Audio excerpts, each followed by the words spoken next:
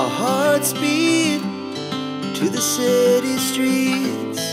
We began. Street की ये कहानी है एक ऐसे इंसान की जो 6 महीने से 3 मुर्दों के साथ एक ही घर में पूरी इत्मीनान से। The night's young, it has just begun. As she puts her hand in. দিনটা শুরু করো, দেখবে তোমার ভালো লাগবে। হ্যালো এভরিওয়ান, আমি উমা, লাইফস্টাইল উইথ উমে সবাইকে আমার বন্ধু হওয়ার জন্য ধন্যবাদ।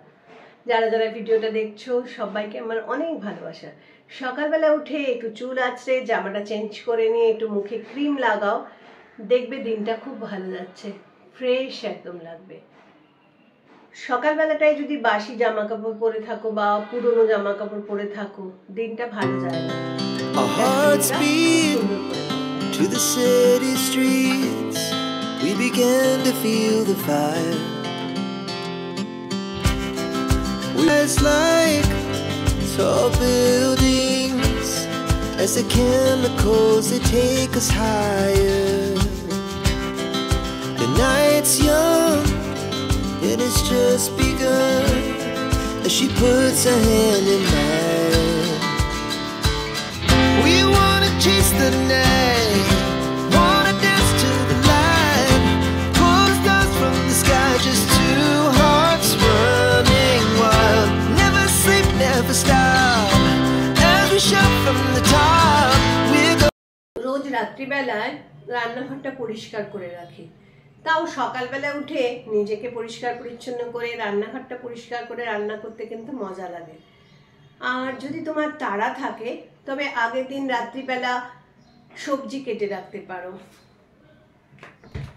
আজকে আমি মোচা বানাবো, তার জন্য মোচা দেখো কেটে রেখেছি, এই যে দেখো কেটে রেখেছি, জলে ভিজিয়ে রেখেছিলাম আর নুন দিয়ে রেখেছিলাম। এবার এটাকে সেদ্ধ করে রান্না করব। আজকে মোচার রেসিপিটা তোমাদের সাথে শেয়ার করব। আমার কাছে নারকেল কুড়ানো নেই, তো কিভাবে করছি চলো দেখে নাও। তার আগে চলো আমি একটা জিনিস তোমাদের সাথে শেয়ার করি। আমি মিশো থেকে একটা জিনিস কিনেছি, এটা হচ্ছে কর্পূর ডিফিউজার। এই ডিফিউজারটার জন্য তুমি কর্পূর যদি বাড়িতে দাও তাহলে যে কোনো একটা ঘরে রাখো, সেই ঘরটা না খুব রুম ফ্রেশনার হিসাবে কাজ করবে। আর কর্পূর জানো তো ভীষণ পজিটিভ ভাইবস দেয় আমাদের। কেন জানো তো? এটা সায়েন্টিফিক কারণ হচ্ছে এটা আমাদের যত ব্যাকটেরিয়া আছে সেগুলোকে মেরে ফেলে। আর তাছাড়া আমাদের পুজো টুজো এইসব ক্ষেত্রেও কিন্তু কর্পূর ব্যবহার হয়। এটা হচ্ছে দেখো কর্পূর দানি বলতে পারো, ইলেকট্রিক্যাল, আর ইলেকট্রিকে চলবে এটা। আর এটা লাইটে চলবে, লাইট জ্বলবে, মানে এই যেগুলো দেখছো কাচের মতো কাজ করা একটা জয়পুরি ল্যাম্পশেডের মতো। আমি বাইরে ঘরে যেখান দিয়ে লোকজন বা আমরা বাইরে থেকে এসে ঢুকি ঠিক সেই জায়গাটাতে এটা রাখবো। আর সকালবেলা এবং সন্ধেবেলা যদি জ্বালিয়ে দিই তাহলে ঘরের মধ্যে না একটা সুন্দর গন্ধ, কর্পূরের গন্ধ আমরা পাবো। তাতে কি হবে, আমাদের মনটাও একদম মাইন্ডটা ফ্রেশ হয়ে যাবে। তো আমি সেই জন্য কিনেছি। এটা কেমন দেখতে, কেমন হয়েছে সেটা তোমরা আমাকে জানাবে। এটা 230 টাকা নিয়েছে দাম, মিশো থেকে কিনেছি। আর এটার উপরে দেখো একটা জায়গা আছে যেখানে কর্পূর দিয়ে দিলে কর্পূরটা আস্তে আস্তে করে গলবে আর অ্যারোমাটা সারা ঘরে একদম হয়ে যাবে। আর এটা ল্যাম্পশেড হিসাবেও কিন্তু খুব সুন্দর কাজ করবে। তোমাদের যদি ভালো লাগে তাহলে মিশো থেকে তোমরা এটা কিনতে পারো।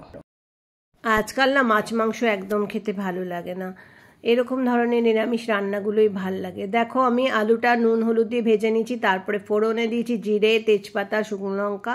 আর এগুলো ভাজা হয়ে গেলে আমি আদা, কাঁচা লঙ্কা আর টমেটো পেস্ট করে রেখেছিলাম সেটা 3 টেবিল স্পুন দিয়ে দিলাম। এবার এই মশলাটা কিন্তু খুব ভালো করে কষিয়ে নিতে হবে। আমি কিন্তু তেল খুব একটা বেশি দিইনি, আলু ভাজার সময় 2 টেবিল স্পুন দিয়েছিলাম, ওটাতেই পুরো রান্না করব। এখানে শুকনো লঙ্কা গুঁড়ো, জিরে গুঁড়ো আর হলুদ গুঁড়ো দিয়েছি। জিরে গুঁড়ো 2 চামচ, হলুদ গুঁড়ো 1/2 চামচ আর শুকনো লঙ্কা গুঁড়ো আমি এখানে 1 চামচ দিয়েছি। চায়ের চামচের 1 চামচ। অল্প জল দিয়ে মশলাটাকে এবার খুব ভালো করে কষিয়ে নিতে হবে যাতে মশলার মধ্যে কোনো কাঁচা গন্ধ না থাকে।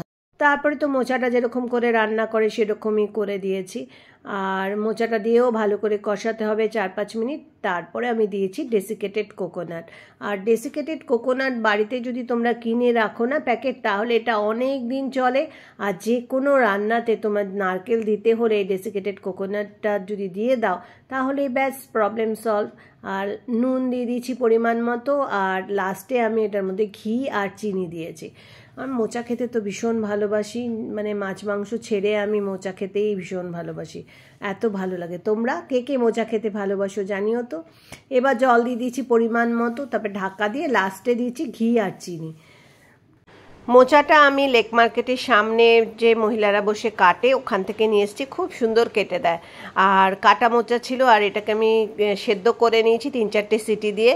আর লাস্টে দেখো চিনি আর ঘি দিয়ে দিলাম, তারপরে একদম শুকনো করে এটা নামিয়ে পরিবেশন করব গরম ভাতে। কেমন দেখতে ভালো হয়েছে না? ডেসিকেটেড কোকোনাটটা কিন্তু ইউজ করবে।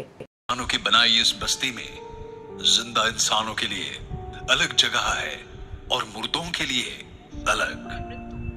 ये कहानी है 3 रॉबिन्सन स्ट्रीट की। ये कहानी है एक ऐसे इंसान की जो 6 महीने से 3 मुर्दों के साथ एक ही घर में पूरी इत्मीनान से रह रहे थे। यह कहानी है शहर कोलकाता की। একটা ডকুমেন্টারি দেখলাম আজকে, আর সেটাই তোমাদের বলছি। ঘটনাটা এরকম ছিল, মানে 2015 সাল এরকম সময় নিউজে বেরিয়েছিল। হঠাৎ একটা পুলিশের কাছে খবর যায় যে এরকম একটা বাড়িতে আগুন লেগে গেছে। আর সেখানে গিয়ে পুলিশ দেখে যে একজন বৃদ্ধ পোড়া অবস্থায় বাথরুমে পড়ে আছে।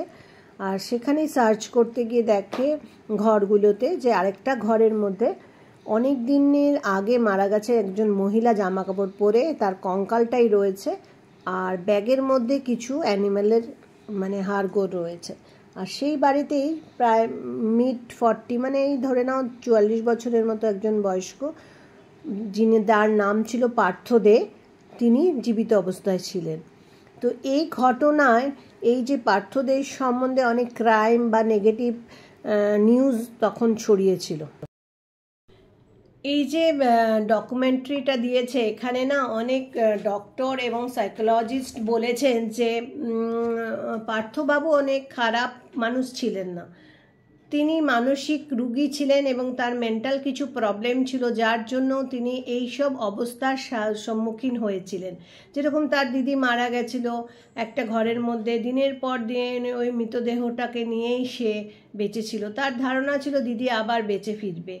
দিদির 2খানা কুকুর ছিল, বাবা সুসাইড করেছিল, এইসব ব্যাপারগুলো ঘটে গেছে। কিন্তু সে যেহেতু মানসিক রোগগ্রস্ত ছিল, তার ফলে সেগুলো থেকে বেরিয়ে আসা বা সেটা কি করা উচিত সে হয়তো বুঝে উঠতে পারেনি। তার প্যারালালি আসলে সে কিছু কিছু কাজ করেছিল, সেখানে মনে হয়েছিল যে সে অনেক বুদ্ধি সম্পত্তির জন্য বা নেগেটিভ তাকে চরিত্রে দাঁড় করিয়ে দেওয়া হয়েছিল। পরবর্তীকালে কিন্তু ডক্টর এবং সাইকোলজিস্ট যারা ছিলেন তারা প্রমাণ করেছেন যে তিনি অতটা খারাপ ছিলেন না। তো আমরা দেখো সামাজিক দিক থেকে অনেক সময় আমরা কি করি, বন্ধুবান্ধব হোক বা পরিবারের কারোকে নিয়ে আমরা কি করি, সমালোচনা করি, আজে বাজে কথা বলি। আমার মনে হয় সেগুলো বন্ধ হওয়া উচিত। আমরা আজকাল শিক্ষিত অনেক বেড়ে গেছে, মানুষের মধ্যে পড়াশোনার কালচার বেড়ে গেছে, শিক্ষা বেড়ে গেছে, কিন্তু আমরা অনেক পিছিয়ে যাচ্ছি। মানসিক যে একটা রোগ মানুষের হতে পারে, তার থেকে যে কি পরিণাম হতে পারে সেটা আমরা মানতে পারি না, আমরা ভাবতে চাই না, আমরা বুঝতে পারি না। কোনো একটা মানুষ যদি ভুলভাল কাজ করছে সেটা কেন করছে সেটা বোঝা উচিত। সে মানসিক দিক থেকে কোনো কষ্ট পেয়ে করছে কি না ভুলভাল কাজটা, বা কোনো মানুষকে বোঝা উচিত। আমার মনে হয় সময় দেওয়া উচিত, বোঝা উচিত। প্রথমেই তাকে একটা নেগেটিভ চরিত্রে দাঁড় করিয়ে দেওয়া উচিত নয়। তোমরা দেখো, তোমাদেরও হয়তো কিছুটা ভালো লাগবে। যে ঘটনাগুলো তো অনেক বছরের, অনেকের হয়তো মনে আছে, দেখো ভালো লাগবে। হইচইতে দিয়েছিল, তো আমি দেখলাম ভালো। আরেকটা ওয়েব সিরিজ দেখতে পারো তোমরা, হইচইতে দিয়েছে, সেটার নাম হচ্ছে লজ্জা। তো লজ্জাটা আমার বেশ ভালো লেগেছে। আমার বাড়িতে না ভীষণ বাজে স্ল্যাং ইউজ করে এবং সেটা না খুব বাজে লাগে। মানে তারা বুঝে করে না বুঝে করে এবং তাদের স্বভাব ওটাকে পুরুষালী একটা ব্যাপার ভাবে। যে মেয়েদের অপমান করে দিলাম, মেয়েদের একদম দাবিয়ে রাখলাম, এইগুলো নিয়ে এই সিরিয়ালটা, মানে আমি বলছি না তোমাদের, তোমরা দেখো, তোমাদের ভালো লাগবে। একটা মেয়ে, একটা মানে দুর্বল মেয়েও কিভাবে স্ট্রং হয়ে উঠতে পারে এবং প্রতিবাদ জানাতে পারে, সেটা এই সিনেমা ইয়েটায় এই এপিসোডটাগুলোর মধ্যে রয়েছে। লজ্জাটা দেখো, লজ্জাটা খুব ভাল লাগবে। আমাদের বাড়িতে যে দুটো পশু আছে, এই দেখো, এ হচ্ছে রাবণ, আর রাবণের না কিছু হরমোনাল চেঞ্জেস আসছে, সেই জন্য ওর জন্য ওকে স্পেইং করাবো আর হসপিটালে ভর্তি হবে ও। তোমরা ওর জন্য প্রে করো যেন ভালো হয়ে যায়। আর আমার আজকের ব্লগটা যদি তোমাদের ভালো লেগে থাকে তবে লাইক কমেন্টস করে আমাকে উৎসাহ দিও, আর সাবস্ক্রাইব করে আমার যারা এখনো বন্ধু হওনি প্লিজ বন্ধু হয়ে যেও। সবাই ভালো থেকো যে যেখান থেকে দেখছো।